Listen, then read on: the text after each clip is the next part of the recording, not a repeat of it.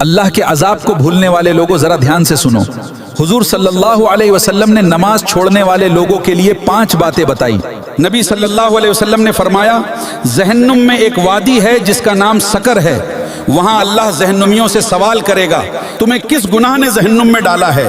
تو جہنمی جواب دیں گے، یا اللہ ہم نے دنیا میں جان بوجھ کر تیری نماز کو چھوڑا تھا۔ دوسری بات حضور نے فرمائی، جو لوگ نماز نہیں پڑھتے فرشتے ان کا نام جہنم کے دروازوں میں سے کسی ایک دروازے پر لکھ دیتے ہیں۔ پھر تیسری بات حضور نے فرمائی، اللہ بے نمازی کے رزق کو چھین لیتا ہے، اس کی عمر گھٹا دیتا ہے اور اس پر موت کی سختی ہوتی ہے۔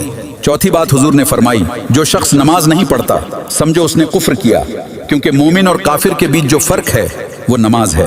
پانچویں بات حضور صلی اللہ علیہ وسلم نے فرمائی، نماز میری آنکھوں کی ٹھنڈک ہے، جنت کی چابی ہے اور گناہوں کا کفارہ ہے۔ میرے عزیزو، دنیا کی محبت کو دل سے نکالو، اللہ اور اس کے محبوب کی سچی محبت اپنے دلوں میں پیدا کرو اور جماعت کے ساتھ نماز کی پابندی کرو۔